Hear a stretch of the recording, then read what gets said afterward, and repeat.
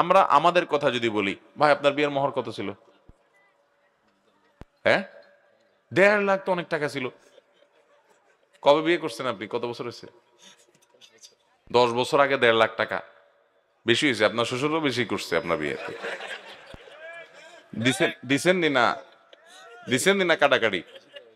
বেশি দিছেন আরো, মাশাআল্লাহ। দেখছেন হুজুররা সব মোহর দেয় ভাই। আমার বিয়েতে মোহর ছিল সম্ভবত 25,000 না 35,000। জি, ও আমার বিয়ে অনেক আগে, আমার বিয়ে 17-18 বছর হয়ে গেছে। যাই হোক, কেমনে বেশি ভাই? 35,000 যদি তখন হয়, এখনকার কত? 1.5 লাখ, 1 লাখ, এর বেশি নাকি? যাই হোক বাবারা, ভাইরা, খবরদার ছেলেরা কিন্তু এই ফান্দে পা দিবেন না। 10 লাখ, 20 লাখ, 30 লাখ বললে বলবেন যে আমার সামর্থ্য এটা আছে, এর বাইরে নাই। আমার নিজের বিয়েতেই আমার মামার শ্বশুর আরো অনেকে ছিলেন, মারা গেছেন, আল্লাহ তাআলা আমাদেরকে জান্নাত নসিব করুক, একটু বলা বলি করতেছিলেন, যে মোড়ামুড়ি করতেছিলেন। আমি বললাম না, আমি এর বেশি দিতে পারবো না, আমার এটার ব্যবস্থা আছে আলহামদুলিল্লাহ, এর বেশি আমি দিতে পারবো না, সাফ কথা। আমি পুরোটা দিয়ে দিছি, এবং যত হুজুর আছে খোঁজ করে দেবেন, সব হুজুররা দিয়ে দিছেন। এই মামলার বেশিরভাগ আসামি হইলো এই 20 লাখ 30 লাখ পাটিয়ালা লোকেরা। 20 টাকাও দেওয়ার খবর নাই, ধরে রাখছে কত? 20 লাখ। ভাইরা আমার, এটা আমাদের দেশে একটা বড় রোগে পরিণত হয়েছে, মহামারীতে পরিণত হয়েছে। ব্যাপার কি? সব নারায় তাকবি শুরু করছে কেন ভাই? বিপদে আছেন সব? আহা, মেয়ের বাবা যারা আছেন ভালো করে শুনে রাখেন, খুব সিরিয়াস কথা। আমি বিভিন্ন সময় বলার চেষ্টা করি, বিয়ে বরকতপূর্ণ হওয়ার জন্য 3টি পূর্ব শর্ত আছে। কোরআন এবং হাদিস ঘাঁটলে, আমাদের বর্তমান অবস্থাকে রিয়ালাইজ করলে, গবেষণা করলে প্রতীয়মান হয় যে 3টি বিষয় আছে, যে বিষয়গুলো থাকলে বিবাহ বরকতময় হবে। আমি সব সময় বলার চেষ্টা করি, ভালো করে শুনে রাখেন। মহরের পরিমাণ বেশি করার মধ্যে বিয়েতে কোনো বরকত তো নিহিত থাকেই না, কল্যাণ তো থাকেই না, বরং উল্টাটা। নবী করিম সাল্লাল্লাহু আলাইহি সাল্লাম থেকে যে সমস্ত হাদিস বর্ণিত হয়েছে সেগুলো যদি আপনি সামনে রাখেন, একটা হাদিস আছে, ইন্না আযমান নিকাহি বারাকাতান আইসারুহা মাউনাহ, সবচেয়ে বরকতময় বিয়ে হলো সেই বিয়ে যে বিয়েতে মোহরের পরিমাণ সবচেয়ে সহনীয় থাকে, কম থাকে। তাহলে 10 লাখ 20 লাখ টাকা মোহর হলে সেই বিয়ে বরকতময় হবে। হ্যাঁ, ছেলে যদি ওইরকম সামর্থ্যবান হয় তাহলে 10 লাখ, 10 কোটি টাকাও দিতে পারে, সেটা তো ভিন্ন বিষয়, তার সামর্থ্য অনুযায়ী সে দিবে। এই জন্য সাহাবীরা বলতেন যে মেয়ের বিয়েতে মোহর বেশি হয় যদি গর্বের বিষয় হতো, তো মুহাম্মদ সাল্লাল্লাহু আলাইহি সাল্লামের মেয়েদের বিয়েতে অনেক মোটা অঙ্কের মোহর ধরা হতো। তোমাদের মেয়েরা তাদের চাইতে বেশি দামি হতে পারে না, তাহলে কেন অত টাকা মোহর ধার্য করছো? আজ বিয়েকে কঠিন করা হচ্ছে, শুধু মোহর কেন, বিয়েতে এতগুলো বাজার লাগবে, না হলে ছেলেকে ঘোষাঘুষি করা হবে, এত সব মানুষ খাওয়াতে হবে, না হলে বিয়ে করতে পারবে না। বিয়ে মানে একটা মহা কঠিন কাজ, ঠিক না বে ঠিক? শুধু আমাদের দেশে না, গোটা পৃথিবী আজ এই দোষে দোষী হয়ে গেছে। আপনি মধ্যপ্রাচ্যে চলে যান, সৌদি আরব, কুয়েত, কাতার, এই সমস্ত দেশের মানুষের অনেক ভালো গুণ আছে, কিন্তু একটা বাজে গুণ হলো যে তারাও তাদের মেয়েদের বিয়ের ব্যাপারে মোটা মোটা অঙ্কের মোহর হাইকে বসে থাকে। 50,000, 60,000 রিয়াল, 1 লক্ষ রিয়াল মোহর ধরে বসে থাকে। এবং আরবের কোন কোন দেশে তো পারলে ভাবখানা এমন যে পুরো মেয়ের মাথাতে পা পর্যন্ত স্বর্ণ দিয়ে ঢেকে দিতে হবে, তার আগে বিয়ে করতে পারবে না। এই জন্য মিডিল ইস্টে দেখা যায় ছেলেগুলো সব বুড়ো বুড়ো হয়ে যাচ্ছে, বয়স্ক হয়ে যাচ্ছে, বিয়ে করতে পারে না। আছে না নাই?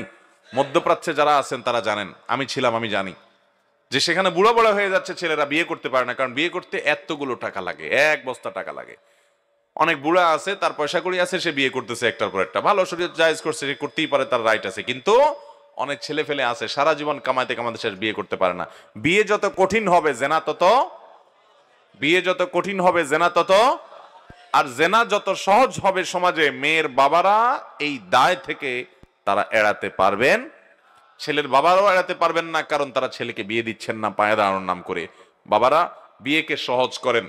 আমরা আমাদের কথা যদি বলি, ভাই আপনার বিয়ের মোহর কত ছিল?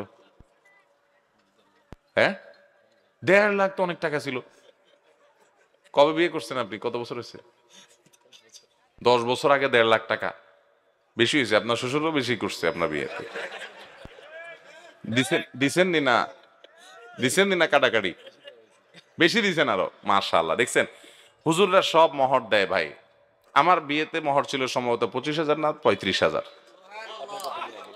জি, ও আমার বিয়ে অনেক আগে, আমার বিয়ে 17-18 বছর হয়ে গেছে। যাই হোক, কেমনে বেশি ভাই?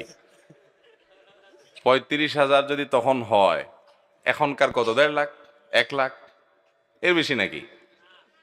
যাই হোক বাবারা, ভাইয়েরা, বিশেষ করে মেয়ের বাবাদেরকে বলছি, নবী আলাইহিস সালাম বলেছেন বরকতময় মহর, উত্তম মহর, নেআমাস সিদাক, সবচেয়ে উত্তম মহর হলো আইসারুহু, যে মহরটা সবচাইতে সহনীয় হয়, সহজ হয় পরিশোধ করা।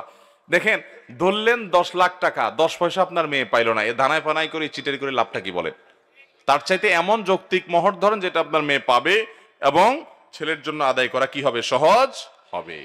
আমি বিভিন্ন জায়গায় বলি, যদি অনেক বেশি মহর ধরে ফেলছে, আগে কিছু বলতে পারেন নাই, তাহলে এখন স্ত্রী বরাবর দরখাস্ত লিখবেন, বরাবর মোহতারামা স্ত্রী, বিষয় মহর কমিয়ে দেওয়ার আবেদনপত্র যথাবিহিত সম্মান প্রদর্শন পূর্বক নিবেদন, এই যে আমি আপনার হতভাগা স্বামী, আমার বিয়ের সময় এত মোটা অঙ্কে মোহর ধরা হইয়াছিল, আমি ইহা কোনোভাবেই আদায় করিতে সক্ষম নই, বিধায় আপনি অনুগ্রহ করে আমার মোহর কমাইয়া দিয়া বা কিস্তিতে পরিশোধ করবার সুযোগ দিয়া বাধিত করিবেন।